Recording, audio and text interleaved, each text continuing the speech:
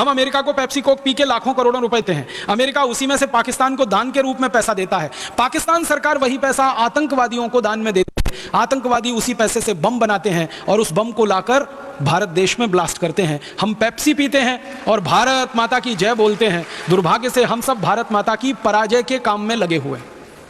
मुझे बहुत दुख है, अफसोस है ये कहते हुए कि जो भी भारतवासी पेप्सी और कोक पी रहा है वो भारत माता का सबसे बड़ा दुश्मन है और देश का उतना ही बड़ा गद्दार है जैसे कभी मीर जाफर हुआ करता था 17वीं शताब्दी। और मुझे इससे भी बड़ा दुख है कि जो पेप्सी कोक पी रहे हैं वो कोई साधारण लोग नहीं है, वो सब पढ़े लिखे अच्छे खासे engineer, doctor, chartered accountant, manager, professor, scientist, यही लोग पेप्सी कोक पी रहे हैं। भारत के गांव के किसान को आज तक मैंने पेप्सी पीते नहीं देखा, क्योंकि वो पढ़ा लिखा नहीं है, इसलिए बहुत इंटेलिजेंट है और होशियार है। मुझे कई बार ऐसा लगता है कि जो जितना ज्यादा पढ़ गया मूर्खता में वो उतना ही ऊंचा चढ़ गया। Engineer, doctor, chartered accountant, manager, professor, scientist जैसे लोगों को मैं बार बार कहता हूं भाई ये पेप्सी कोला क्यों पीते हो, क्या जरूरत है? तुमसे अच्छा तो गांव का किसान है, मजदूर है, जो गन्ने का रस पीता है, संतरे का रस पीता है, मौसमी का रस पीता है, नारियल की पानी पीता है, दही की लस्सी पीता है, गाय का दूध पीता है, कुछ नहीं मिलता तो घड़े का सादा पानी पी के अपने संतोष कर लेता है। बिना पढ़ा लिखा मजदूर और किसान इस देश के साथ इतनी देशभक्ति करता है कि देश का एक पैसा भी विदेशी कंपनी को नहीं देता, और पढ़ा लिखा इडियट क्लास का आदमी इस देश का विदेशी कंपनियों को पैसा देता है और कहता है भारत माता की जय।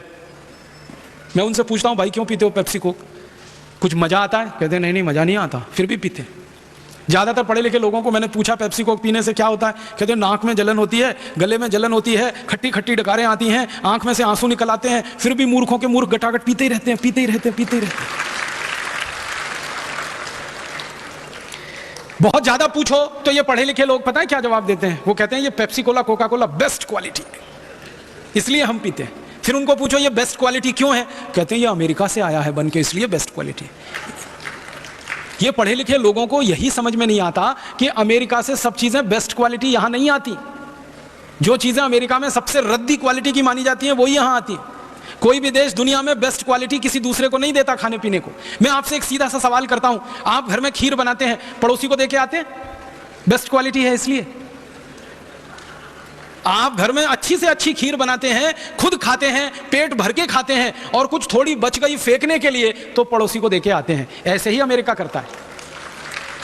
अमेरिका जो चीजें बेस्ट क्वालिटी बनाता है उनको पहले खुद खाता है, खुद पीता है, जब उसमें से रद्दी होकर बच जाती है डंप करने के लिए तब भारत जैसे देशों को दे दिया जाता है। तो बेस्ट क्वालिटी नहीं है, वो सबसे खराब क्वालिटी है।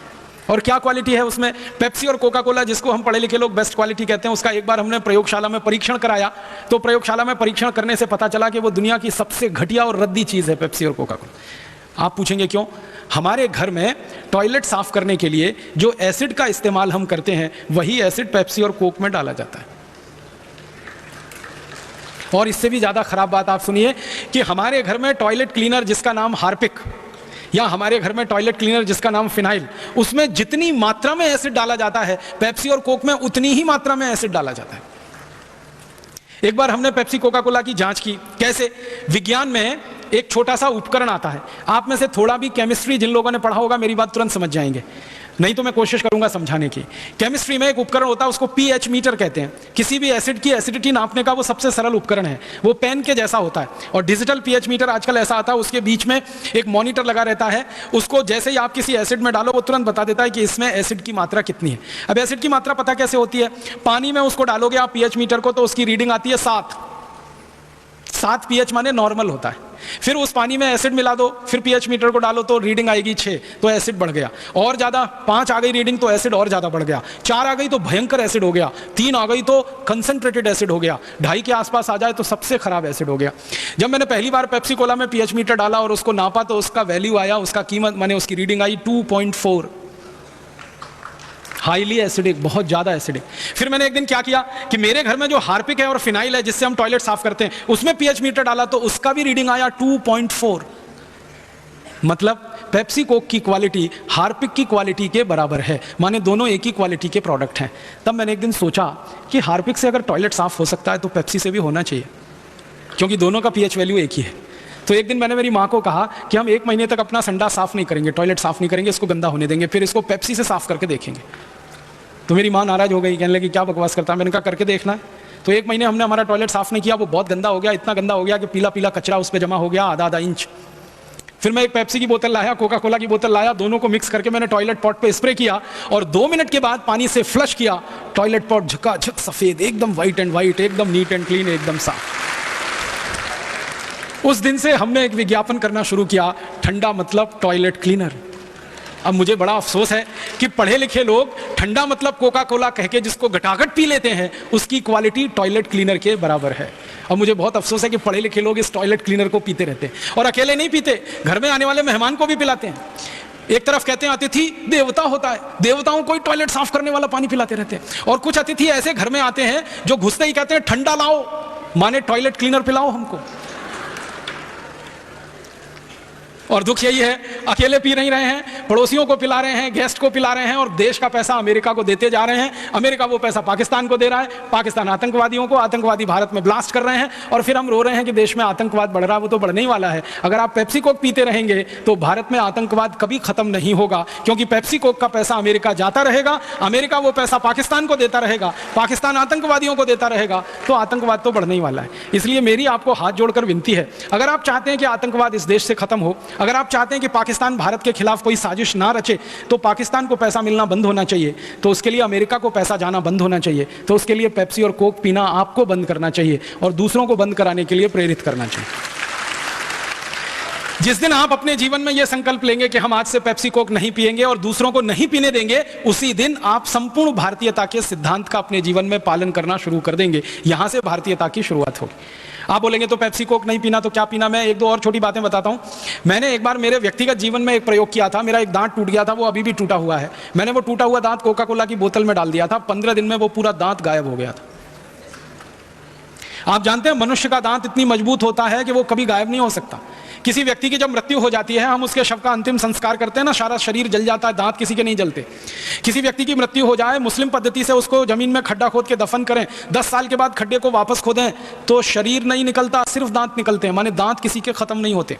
आपने सुना होगा कि करोड़ों साल पहले एक प्राणी हुआ करता था, उसका नाम था डायनासोर। डायनासोर मर गया है, खत्म हो गया है, लेकिन डायनासोर के दांत अभी तक रखे हुए हैं 3.5 करोड़ साल के बाद भी अमेरिका में, म्यूजियम में। माने दांत नहीं मरते, दांत खत्म नहीं होते, लेकिन उस दांत को पेप्सी और कोक में डाल दो तो हमेशा के लिए दांत गल जाते हैं। कितना खतरनाक केमिकल है पेप्सी और कोक में, आप सोचिए। और जब प्रयोगशाला का परीक्षण हमने करवाया तो पता चला पेप्सी और कोक में 14 तरह के रसायन मिलाते हैं। एक है फॉस्फोरिक एसिड, एक है सोडियम मोनोग्लूटामेट, एक है सोडियम बेंजोएट, एक है डाइकैल्शियम फॉस्फेट, फिर एक है ब्रोमिनेटेड वेजिटेबल ऑयल, फिर एक है मिथाइल बेंजीन, फिर एक है मेथिल बेंजोएट। ये सब खतरनाक केमिकल हैं जो कैंसर पैदा करने वाले। दुनिया के वैज्ञानिकों ने यह बात सिद्ध की है कि बार बार पेप्सी और कोक पिएंगे तो कैंसर होने की संभावना है। बार बार पेप्सी कोक पिएंगे तो हड्डियों में ऑस्टियोपोरोसिस और ऑस्टियोपिनिया होने की संभावना है। हड्डियां इतनी कमजोर हो जाएंगी कि कभी भी टूट सकती हैं। बार बार पेप्सी कोक पिएंगे तो मोटापा बढ़ेगा, क्योंकि उसमें हैवी कैलोरी है, बहुत ज्यादा शुगर है। शुगर से भी ज्यादा खतरनाक केमिकल उसमें डालते हैं, उसका नाम है एस्पर्टेम, जो मूत्र नली के कैंसर का सबसे बड़ा कारण है।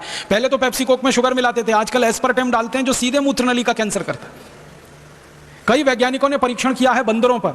आप जानते हैं बंदर मनुष्य के नजदीक होता है, तो बंदरों को पेप्सी पिला के देखा गया, वो पीते नहीं है। जबरदस्ती बंदर को पेप्सी डाला गया इंट्रावीनस इंजेक्शन की मदद से उसके ब्लड में, तो 1.5 से 2 घंटे में पेप्सी डालने के बाद बंदरों की मौत हो गई। बंदर के बारे में कहा जाता है कि जल्दी बीमार नहीं पड़ता, जल्दी मरता नहीं है, उसका ब्लड जो है ना दुनिया में आइडियल माना जाता है। इसलिए आदमी के ब्लड का कंपैरिजन बंदर के ब्लड के साथ किया जाता है, लेकिन पेप्सी कोक पिला दो तो उसका ब्लड भी खराब हो जाता है। इतना खतरनाक पेप्सी कोक है, और हमारे देश के पढ़े लिखे लोग इसको बेस्ट क्वालिटी कहकर पी रहे हैं। देश का हजारों करोड़ रुपए का नुकसान हो रहा है। मुझे आपसे विनम्रता पूर्वक एक ही बात कहनी है, अपने अपने गांव, अपने अपने शहर, अपने अपने जिले में तो पहला कदम ये उठाएं कि आज के बाद आप में से कोई पेप्सी कोक पिएगा नहीं, किसी को पीने के लिए कोई ऑफर करेगा नहीं। किसी ने मुफ्त में भी आपको ऑफर कर दिया तो विनम्रता पूर्वक उसको वापस करेंगे, क्योंकि हम सच में भारत माता की जय कराना चाहते हैं। हम भारत माता की पराजय होते हुए नहीं देखना चाहते।